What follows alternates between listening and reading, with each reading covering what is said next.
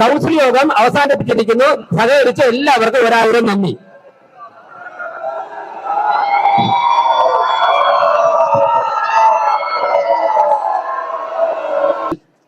ഇന്നത്തെ കൗൺസിൽ യോഗത്തിൽ പറയാം അടുത്ത വിഷയം കൂടെ പറഞ്ഞിട്ട് പറയാം. സമയം തരാം. അതായത് ഇന്നത്തെ കൗൺസിൽ യോഗത്തിൽ ലീവ് അറിയിച്ചിട്ടുള്ളത് Vazhottukonam councillor Sugathan Viyyur central jail superintendent മുഖേന അദ്ദേഹത്തിന് ഹാജരാകാൻ കഴിയില്ല എന്ന് അറിയിച്ചിട്ടുണ്ട്. മുനിസിപ്പൽ ആക്ട് പ്രകാരം അദ്ദേഹത്തിന് 6 മാസത്തേക്ക് കൗൺസിലിൽ ഹാജരാകാൻ സാധിക്കില്ല എന്ന കാര്യം അദ്ദേഹം അറിയിച്ചിട്ടുണ്ട്. മുനിസിപ്പൽ ആക്ട് അനുസരിച്ച് അദ്ദേഹത്തിന്റെ ഹാജരാകാതിരിക്കുവാനുള്ള അദ്ദേഹത്തിന്റെ ആവശ്യം ഈ കൗൺസിൽ യോഗം അംഗീകരിക്കുകയാണ്. ദീപകിന് മൈക്ക് കൊടുക്കും. ആദ്യത്തെ നമ്മുടെ പുതിയ ഓഫീസിനെ സംബന്ധിച്ചുള്ള പ്രപ്പോസൽ സർ, ഇത് നമ്മുടെ അവധി അപേക്ഷയുടെ കാര്യങ്ങൾ അതിലേക്ക് വരാം. അല്ല, ഞാൻ അവർ പറഞ്ഞല്ലോ, അവധി അപേക്ഷ പറഞ്ഞല്ലോ. ഞാൻ അതിനകത്ത് എന്റെ അഭിപ്രായം ഞങ്ങളുടെ അത് ഞാൻ പറയാം. രണ്ടാമത് ഞാൻ അവധി അപേക്ഷയുടെ കാര്യങ്ങൾ അതിലോട്ട് വരാം. ശബരിനാഥന് മൈക്ക് കൊടുക്കും. ഇല്ല, ഇപ്പൊ ശബരിനാഥന് മൈക്ക് കൊടുക്കും. ഇത് പറയാൻ മൈക്ക് ശബരിനാഥന് മൈക്ക് കൊടുക്കൂ. ശബരിനാഥ് സംസാരിക്കണ്ട. എല്ലാ വിഷയം പറയട്ടെ. ഈ അവധി അപേക്ഷ അംഗീകരിക്കാൻ താല്പര്യമുള്ളവരല്ല. അവധി അപേക്ഷ അംഗീകരിക്കുന്നവർ കൈ ഉയർത്തണം. ആദ്യം പറഞ്ഞ ഓഫീസിന്റെ അവധി അപേക്ഷ അംഗീകരിക്കുന്നവർ കൈ ഉയർത്തണം. സുധീഷ്, പൗണ്ടുവോട് വാർഡ് കൗൺസിലർ സുധീഷ് 1. ഏത് വകുപ്പ് പ്രകാരമാണ് കാസ്റ്റിംഗ് ഉൾപ്പെടെ മുനിസിപ്പാലിറ്റി വകുപ്പിലാണ് ദീപകിന്റെ ശബരിയുടെ മൈക്ക് ഓഫ് ചെയ്യൂ. പൗണ്ടുവടോ വാർഡ് കൗൺസിലർ സുധീഷ് ഉൾപ്പെടെ 50 ഒഴിവാക്കിയിരിക്കുന്നു. കൗൺസിലറുടെയും മാധ്യമപ്രവർത്തകരെയും ശ്രദ്ധിക്കാം. പറയാം. സംസ്ഥാന സർക്കാരിന്റെ ഒരു ഉത്തരവ് കൂടി ഉണ്ട്, അതുകൂടി വായിച്ചേക്ക് പറയാം. സംസ്ഥാന സർക്കാരിന്റെ ഒരു ഉത്തരവ് നിങ്ങൾ കേൾക്കണം. സംസ്ഥാന സർക്കാരിന്റെ ഒരു ഉത്തരവ് കൂടി ഉണ്ട്. 51 കൗൺസിലർമാർ അംഗീകരിച്ച സ്ഥിതിക്ക് മേയറുടെ കാസ്റ്റിംഗ് വോട്ട് ഉൾപ്പെടെ പൗണ്ടുകടവ് വാർഡ് കൗൺസിലർ സുധീഷ് ഉൾപ്പെടെ ഈ അവധി അപേക്ഷയെ അംഗീകരിച്ച സാഹചര്യത്തിൽ സുഗതനെ കൗൺസിലിൽ ഹാജരാകുന്നതിൽ നിന്നും 6 മാസത്തേക്ക് സുഗതനെ ഒഴിവാക്കിയിരിക്കുന്നു. അടുത്ത കാര്യം, മാധ്യമപ്രവർത്തകരും കൗൺസിലർമാരും ശ്രദ്ധിക്കണം. സംസ്ഥാന സർക്കാരിന്റെ ആഭ്യന്തര വകുപ്പ് 20/7/2026 പുറപ്പെടുവിച്ച സർക്കുലർ വായിക്കുകയാണ്. സുഗതന് ഞാൻ പറയാം, ശബരിനാഥൻ UDF സർക്കാരിന്റെ സർക്കുലർ കേൾക്കണം. ശബരിനാഥൻ അങ്ങ് UDF നേതാവാണെങ്കിൽ അങ്ങയുടെ സർക്കാരിന്റെ സർക്കുലർ ഒന്ന് കേൾക്കണം. അതായത് തിരുവനന്തപുരം കോർപ്പറേഷന്റെ കൗൺസിൽ യോഗത്തിൽ ഹാജരാകാൻ ആവശ്യപ്പെട്ടുകൊണ്ട് വിയ്യൂർ ജയിൽ സൂപ്രണ്ടിന് സുഗതൻ കൊടുത്തിരുന്ന അപേക്ഷയിൽ സംസ്ഥാന സർക്കാരിലേക്ക് അയച്ചു. ആ അപേക്ഷയിൽ സംസ്ഥാന സർക്കാരിന്റെ മറുപടി സൂചനയിലേക്ക് ശ്രദ്ധ ക്ഷണിക്കുന്നു. തിരുവനന്തപുരം കോർപ്പറേഷനിലെ കൗൺസിൽ യോഗങ്ങൾ പങ്കെടുക്കുന്നതിനായി എസ്കോർട്ട് പരോൾ അനുവദിക്കണമെന്ന താങ്കളുടെ കത്തിലെ ആവശ്യം സർക്കാർ നിരസിച്ചിരുന്നു. മേൽ സാഹചര്യത്തിൽ കോർപ്പറേഷൻ കൗൺസിൽ യോഗ നടപടിക്രമങ്ങളിലും മറ്റും താങ്കൾക്ക് നേരിട്ട് പങ്കെടുക്കാൻ സാധിക്കില്ലെങ്കിലും താങ്കളുടെ കൗൺസിലർ സ്ഥാനത്തിന് അയോഗ്യത വരാതിരിക്കാൻ ജയിൽ സൂപ്രണ്ട് മുഖേന തിരുവനന്തപുരം കോർപ്പറേഷൻ കൗൺസിലിന് അപേക്ഷ സമർപ്പിക്കാൻ താങ്കൾക്ക് അനുവാദമുണ്ടായിരിക്കുന്നതാണ്. മുനിസിപ്പാലിറ്റി ആക്ട് അനുസരിച്ച് കോർപ്പറേഷൻ കൗൺസിൽ ഈ അവധി അപേക്ഷ വോട്ടിനിട്ട് അംഗീകരിക്കുകയാണെങ്കിൽ താങ്കളുടെ കൗൺസിൽ സ്ഥാനം സുരക്ഷിതമായിരിക്കുമെന്ന് അറിയിക്കുന്നു.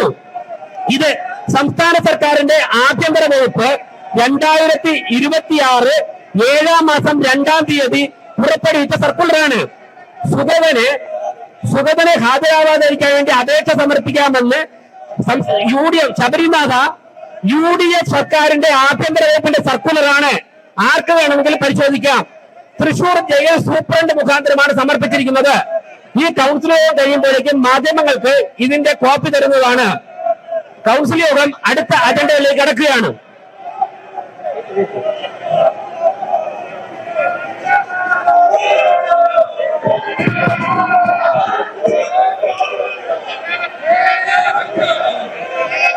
ധനകാര്യ സ്റ്റാൻഡിംഗ് കമ്മിറ്റി അജണ്ട നമ്പർ 17 മുതൽ ഡെപ്യൂട്ടി മേയർ. ധനകാര്യ സ്റ്റാൻഡിംഗ് കമ്മിറ്റി പാസാക്കിയ 17 മുതൽ 46 വരെയുള്ള അജണ്ടകളും 113, 131 വരെയുള്ള അജണ്ടകളും അതുപോലെ സപ്ലിമെന്ററിയുള്ള 1 മുതൽ 12 വരെയുള്ള അജണ്ടകളും കൗൺസിൽ മുമ്പാകെ. ഫിനാൻസ് സ്റ്റാൻഡിംഗ് കമ്മിറ്റിയുടെ അജണ്ടയിൽ ആർക്കെങ്കിലും അഭിപ്രായം പറയാൻ ചർച്ചയിൽ പങ്കെടുക്കാനുള്ള സമയമാണ്. എന്തെങ്കിലും നിർദ്ദേശങ്ങൾ ഉണ്ടെങ്കിൽ സമർപ്പിക്കാം.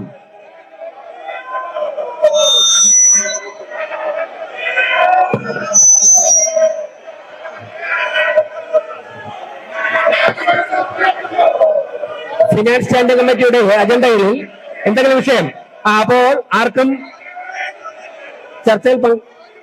എന്തെങ്കിലും അഭിപ്രായം രേഖപ്പെടുത്താം. അടുത്ത വികസനകാര്യ സ്റ്റാൻഡിംഗ് കമ്മിറ്റി.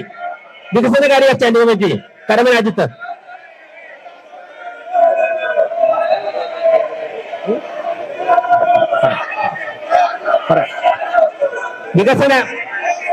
വികസന standing committee Karamana Ajith. Agenda 47 വികസനകാര്യ സ്റ്റാൻഡിംഗ് കമ്മിറ്റിയുടെ അജണ്ട പാസ്സാക്കണമെന്ന് അഭ്യർത്ഥിക്കുന്നു.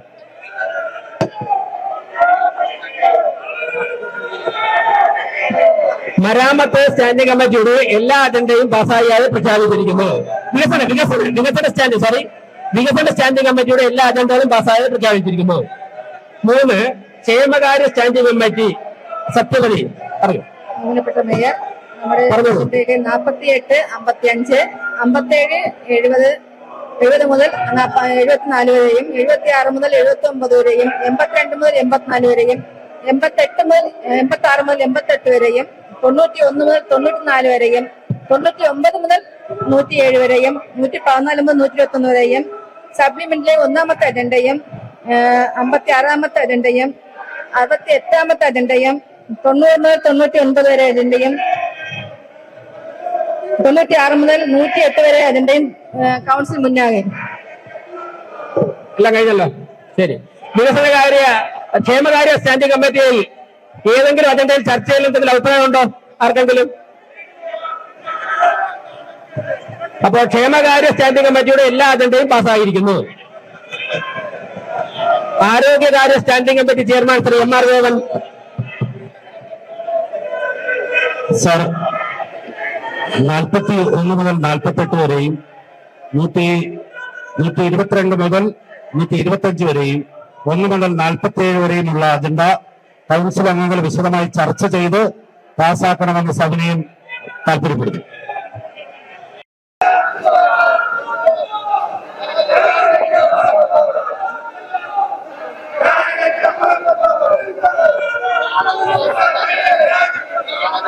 മരാമത്ത് സ്റ്റാൻഡിംഗ് കമ്മിറ്റി പറയാം. 2 അജണ്ട മാറ്റി വയ്ക്കുകയാണ്. മെയിൻ അജണ്ടയിൽ 167 അജണ്ട നമ്പർ 100. സപ്ലിമെന്ററി അജണ്ടയിൽ അജണ്ട നമ്പർ 41 മാറ്റിവെക്കുകയാണ്. അതോടൊപ്പം തന്നെ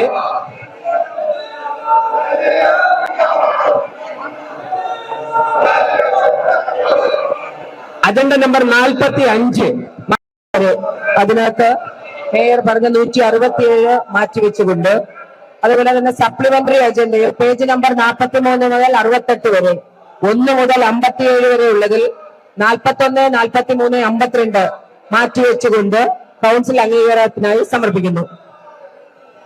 മാറ്റിവെച്ച അജണ്ടകൾ ഒഴികെ മരാമത്ത് സ്റ്റാൻഡിംഗ് കമ്മിറ്റിയിലെ എല്ലാ അജണ്ടകളും പാസ്സായിരിക്കുകയാണ്.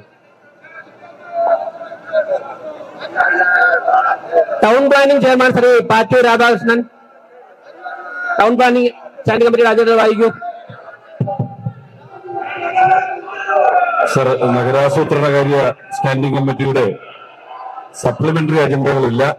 മെയിൻ അജണ്ടയിൽ നമ്പർ 192 മുതൽ 199 വരെ അംഗീകാരത്തിനായി കൗൺസിൽ മുമ്പാകെ സമർപ്പിക്കുകയാണ്. ടൗൺ പ്ലാനിംഗിൽ ആർക്കെങ്കിലും ചർച്ചയിൽ എന്തെങ്കിലും പറയാനുണ്ടോ? എന്തെങ്കിലും നിർദ്ദേശങ്ങൾ? ഒന്നുമില്ല. ടൗൺ പ്ലാനിംഗ് സ്റ്റാൻഡിംഗ് കമ്മിറ്റിയുടെ എല്ലാ അജണ്ടയും പാസ്സായിരിക്കുന്നു. നികുതി അപ്പീൽകാര്യ സ്റ്റാൻഡിംഗ് കമ്മിറ്റി സിന്ധു ശശി, എന്തെങ്കിലും ഇല്ല? ഒന്നും. വിദ്യാഭ്യാസ standing committee chairman Shri Chempazhanthi Udayan, ഇല്ല.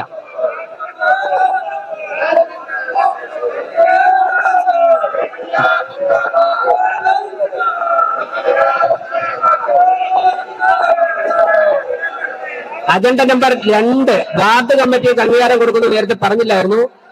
അജണ്ട നമ്പർ 2 വാർഡ് കമ്മിറ്റിക്ക് അംഗീകാരം കൊടുക്കാനുള്ള അജണ്ട പാസ്സായിരിക്കുകയാണ്. ഫിനാൻസ് സ്റ്റാൻഡിംഗ് കമ്മിറ്റിയുടെ അജണ്ട നേരത്തെ അവതരിപ്പിച്ചു, പാസ്സായിരിക്കുകയാണ്. മരാമത്ത് സ്റ്റാൻഡിംഗ് കമ്മിറ്റി നമ്പറുകൾ വായിച്ച് ഒഴിവാക്കിയ അജണ്ട ഒഴികെ ബാക്കി എല്ലാ അജണ്ടകളും പാസ്സായിരിക്കുകയാണ്.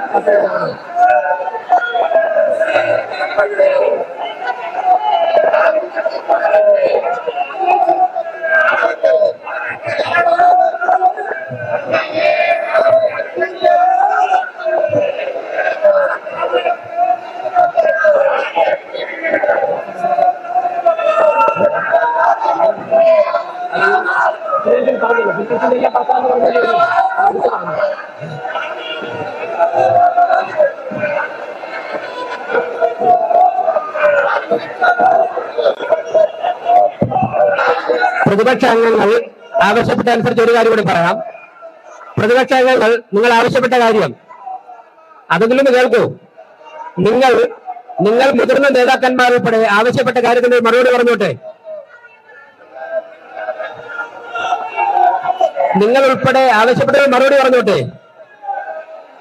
സംസ്ഥാന സർക്കാരിന് വാഴോട്ടുകോണം വാർഡ് കൗൺസിൽ സമർപ്പിച്ചിരുന്ന അപേക്ഷയിൽ സംസ്ഥാന ആഭ്യന്തര വകുപ്പ് തന്നെ വാഴോട്ടുകോണം കൗൺസിലർക്ക് കൗൺസിലിൽ ഹാജരാകുന്നതിൽ നിന്ന് ഒഴിവാക്കണമെന്നുള്ള അപേക്ഷ സമർപ്പിക്കാമെന്ന് ആഭ്യന്തര വകുപ്പ് ഒരു സർക്കുലർ ഇറക്കിയിട്ടുണ്ട്. ആ സർക്കുലറിന്റെ വെളിച്ചത്തിലും അതുപോലെ തന്നെ പൗണ്ട് കടവ് വാർഡ് കൗൺസിലർ സുധീഷ് ഉൾപ്പെടെ സുഗതന്റെ അപേക്ഷയെ പിന്തുണച്ചു. 51 പേർ പിന്തുണച്ച സാഹചര്യത്തിലും അദ്ദേഹത്തിന്റെ അപേക്ഷ അംഗീകരിച്ചിരിക്കുന്നു. കൗൺസിൽ യോഗം അവസാനിപ്പിച്ചിരിക്കുന്നു. സഹകരിച്ച എല്ലാവർക്കും 1000 നന്ദി.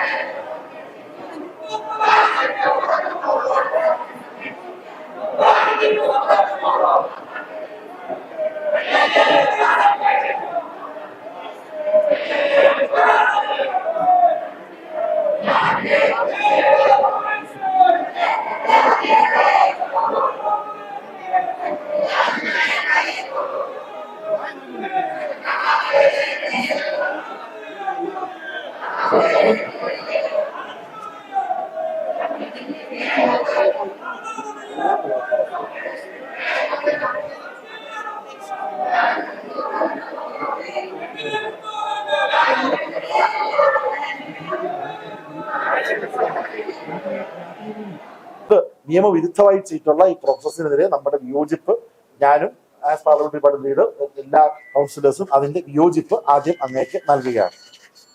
രണ്ടാമത്, നമ്മൾ മനസ്സിലാക്കിയിട്ടുള്ള നിയമപ്രകാരം തിരഞ്ഞെടുക്കപ്പെട്ട ഏതെങ്കിലും കൗൺസിലർ 91K പറയുന്നത് തുടർച്ചയായ 3 കൗൺസിൽ അല്ലെങ്കിൽ സ്റ്റാൻഡിംഗ് കമ്മിറ്റി യോഗത്തിൽ അനുവാദം കൂടാതെ ഹാജരാകാതിരിക്കുന്ന പക്ഷം മുനിസിപ്പാലിറ്റി നിയമം വകുപ്പ് 91K പ്രകാരം കൗൺസിലറായി തുടരുന്നതിന് അയോഗ്യനായി തീരുമാനമെന്ന വ്യവസ്ഥയുണ്ട്. തിരുവനന്തപുരം മുനിസിപ്പൽ കോർപ്പറേഷനിലെ വാഴൂട്ടാണ് ward councillor Sugathan May 10, June 29, ഇന്നുള്ള ജൂലൈ 31 ഈ 3 തീയതി നടന്ന കമ്മിറ്റി യോഗങ്ങളിലും സ്റ്റാൻഡിംഗ് കമ്മിറ്റിയിലും പങ്കെടുത്തിട്ടില്ല. അതുകൊണ്ട് നിയമപ്രകാരം അദ്ദേഹം 3 കൗൺസിലിൽ പങ്കെടുത്തിട്ടില്ല.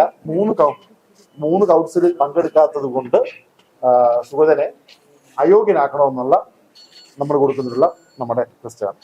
ഇത് ബഹുമാനപ്പെട്ട പ്രിൻസിപ്പൽ സെക്രട്ടറിക്കും അതോടൊപ്പം നമ്മൾ ഇലക്ഷൻ കമ്മീഷനോടും പറയുകയാണ്. അപ്പൊ അങ്ങ് നീതിപൂർവ്വം നോക്കിയാൽ മതി. ഇവിടെ ഒരിടത്തും ചട്ടത്തിൽ ഈ വിഷയം പറയുന്നില്ല. അയോഗ്യനാക്കാനുള്ള ധാരാളം പ്രീസിഡൻസുകളുണ്ട്. അപ്പൊ ഇത് പഠിച്ചുകൊണ്ട് ഓക്കെ ഞാൻ ഇതിനകത്ത് വകുപ്പിൽ എവിടെയാണ് ഈ അവധി എന്ന് പറയുന്നത് ഔട്ട് ഓഫ് ഇൻട്രസ്റ്റ് അറിയാൻ വേണ്ടി വകുപ്പിൽ എവിടെയാണ് അവധി എന്നുള്ളത് ഞാൻ ഒരു വിഷയമേ പറയുന്നില്ല. അവധി എന്നുള്ളത് അതൊരു ഹെൽപ്പ് കൊടുക്കുന്ന അവനൊരു ഇപ്പം ഒരു ആരോഗ്യ പ്രശ്നം ഉണ്ടെങ്കിൽ അല്ലെങ്കിൽ വിദ്യാഭ്യാസ പരീക്ഷ ഉണ്ടെങ്കിൽ അല്ലെങ്കിൽ ഇപ്പൊ പ്രഗ്നന്റ് ആവുകയാണെങ്കിൽ അങ്ങനെയൊക്കെ ചെയ്യുന്ന ഒരു പ്രത്യേക സമയത്ത് കൊടുക്കുന്ന ഒരു സഹായമാണ്. അതൊരിക്കലും ഒരു പ്രീസിഡൻസ് ആവാൻ പാടില്ല. അങ്ങനെയാണെങ്കിൽ നാളെ ഇവിടെ കൊലക്കേസ് പ്രതികളും ആൾക്കാർ വന്നിട്ട് ജനങ്ങളുടെ ആവശ്യമുണ്ടോ? ഓക്കെ ഓക്കെ ഓക്കെ ശരി. മറ്റേ എനിക്കൊന്ന് അയച്ചു തരണേ ആ പറഞ്ഞ സാധനം. ഇപ്പൊ അയച്ചോ?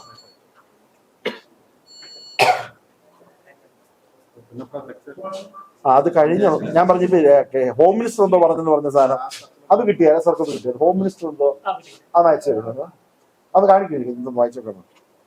അപ്പൊ അതിന്റെ ഞാൻ പറയാം.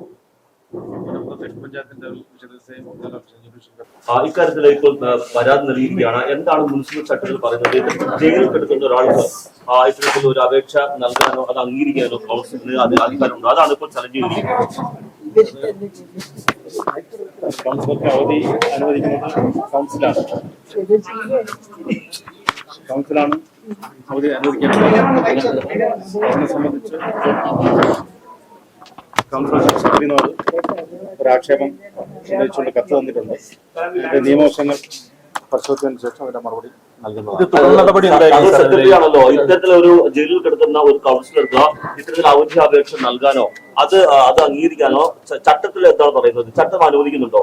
ഈ ജയിലിൽ കിടക്കുന്ന തടവ് പുള്ളിക്ക് ഇത്തരത്തിൽ അവധി അനുവദിക്കാൻ ചട്ടത്തിൽ പറയുന്നുണ്ടോ? ഇതിനെ സംബന്ധിച്ച് പറയാനുള്ളത് ബഹുമാനപ്പെട്ട ഹൈക്കോടതിയുടെ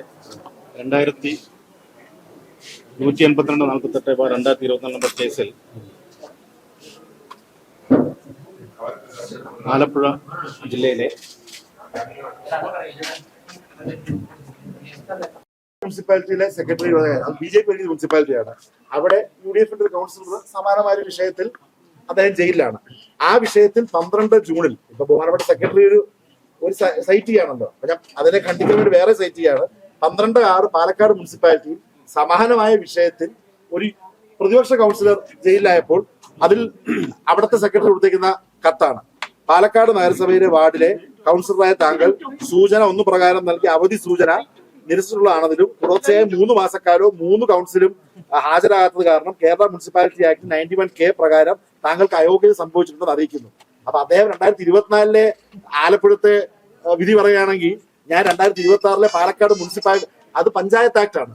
ഞാൻ കൂടുതൽ കറണ്ട് ആയിട്ടുള്ള മുനിസിപ്പൽ ആക്ട് പ്രകാരമുള്ള കഴിഞ്ഞ മാസത്ത് കൂടുതൽ ഇൻവോഗായിട്ടുള്ള കാര്യം ഞാൻ അങ്ങനെ വാട്സാപ്പ് അയച്ചത്. അപ്പൊ അങ്ങ് പുന്നപ്രയുടെ കാര്യം പറയുമ്പോൾ പാലക്കാട് മുനിസിപ്പാലിറ്റിയും കൂടെ പഠിക്കണം. അത് മുനിസിപ്പാലിറ്റി ആക്ട് ആണ്, അത് LSDD ആക്ട് ആണല്ലോ, ആക്ട് വേറെയാണ്. എന്താണ് ഇപ്പൊ നിയമപരമായിട്ടുള്ള ചട്ടം എന്താണ് പറയുന്നത്? ആ ചട്ടം അവിടെ ഉണ്ടെങ്കിൽ അതേപോലെ ചട്ടം ഇപ്പുറത്തുണ്ട്. അത് പറഞ്ഞ് ചെയ്യാൻ പറ്റത്തില്ല. കൗൺസിലർക്ക് അവധി അനുവദിക്കേണ്ടത് കൗൺസിലർ തന്നെയാണ്. അതുപോലെ തന്നെ നിലവിൽ ഈ വിഷയത്തിൽ സമാനമായൊരു കേസിൽ പുന്നപ്ര തെക്ക് ഗ്രാമപഞ്ചായത്തിലെ 12ാം വാർഡ് കൗൺസിലർ ശ്രീ സുൽഫിക്കർ അദ്ദേഹം ജുഡീഷ്യൽ കസ്റ്റഡിയിലായിരുന്ന സമയത്ത് അദ്ദേഹത്തിന് 3 കമ്മിറ്റിയിൽ പങ്കെടുക്കാത്തതിന്റെ അടിസ്ഥാനത്തിൽ അദ്ദേഹത്തിന്റെ കൗൺസിലർഷിപ്പ് മെമ്പർഷിപ്പ് ഗ്രാമപഞ്ചായത്ത് റദ്ദാക്കുകയും അത് ഇലക്ഷൻ കമ്മീഷൻ അംഗീകരിക്കുകയും ചെയ്തു. അതിനെതിരെ ബഹുമാനപ്പെട്ട ഹൈക്കോടതിയിൽ അദ്ദേഹം അന്യായം കൊടുത്തതിന്റെ അടിസ്ഥാനത്തിൽ ബഹുമാനപ്പെട്ട ഹൈക്കോടതി താഴെ പറയുന്ന നിരീക്ഷണങ്ങൾ അത് റദ്ദ് ചെയ്യാനാണ് ഉണ്ടായത്.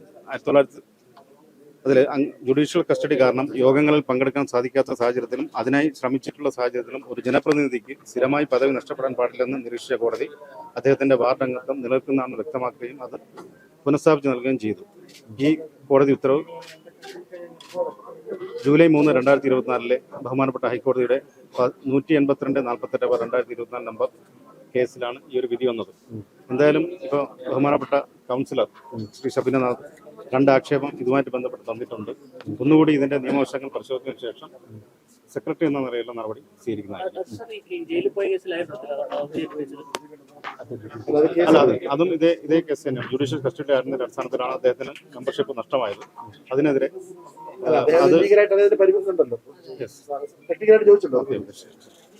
അപ്പോൾ ഇതിന് എന്തായാലും ബഹുമാനപ്പെട്ട കൗൺസിലറുടെ ഒരു ആക്ഷേപം പരിശോധിക്കുകയും നിയമപരമായ അഡ്വൈസ് ലഭിച്ചതിന് ശേഷം നഗരസഭ താങ്കൾ പറയുന്നത് നിലവിലെ ചട്ടപ്രകാരം ഈ അപേക്ഷ പരിഗണിച്ചതും അത് അനുവദിച്ചതിലും തെറ്റില്ല എന്നാണ് താങ്കൾ പറയുന്നത്. ഹൈക്കോടതി കൗൺസിലിന് തീരുമാനിക്കാം അവധി കൊടുക്കുന്നത് സംബന്ധിച്ച്. അപ്പോൾ എൻ്റെ ഒരു ഫൈൻഡിങ് അതാണ്. എന്തായാലും ആക്ഷേപം വന്ന സ്ഥിതിക്ക് ഒന്നുകൂടെ സെക്രട്ടറി എന്ന നിലയിലുള്ള എൻ്റെ ഒരു പരിശോധന നടത്തിയതിനു ശേഷം ഞാനത് ഇത് കൗൺസിൽ പാസ്സായിട്ടുണ്ട്. അവധി ഇന്നത്തെ കൗൺസിലിൽ അത് പാസ്സായതായിട്ടാണ് മേയർ പറഞ്ഞ സ്ഥിതിക്ക് അത് പാസ്സായിട്ടുണ്ട്. നമുക്കൊരു വിഷയം പറയാനുള്ളൂ. അദ്ദേഹം കേരള പഞ്ചായത്ത് ആക്ടിന്റെ സെക്ഷൻ 35K വെച്ചുള്ള ഒരു കാര്യമാണ് പറഞ്ഞത് ആലപ്പുഴയിലെ. അതിനേക്കാളും കൂടുതൽ സമാനമായിട്ടുള്ള കേരള മുനിസിപ്പൽ ചട്ടത്തിൽ കഴിഞ്ഞ മാസം പാലക്കാട് മുനിസിപ്പാലിറ്റിയിലുള്ള ഒരു പ്രതിപക്ഷ കൗൺസിലറെ ഇതുപോലെ അദ്ദേഹത്തിന്റെ അംഗത്വം റദ്ദാക്കാനുള്ള തീരുമാനം BJP മുനിസിപ്പാലിറ്റി എടുത്തു.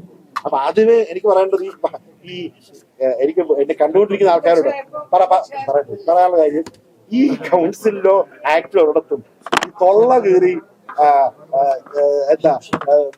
ശബ്ദ വോട്ടോടെ കൗൺസിലിന് അവധി കൊടുക്കാൻ പറ്റുന്ന നിയമമൊന്നുമില്ല. ഞാൻ ഇപ്പോഴും പറയുന്നു, ഇതിനകത്ത് അദ്ദേഹത്തെ ഉണ്ടാവും ഈ ലീവ് ഇതുപോലത്തെ കാര്യങ്ങൾ ഇവിടെ കഴിയത്തില്ല.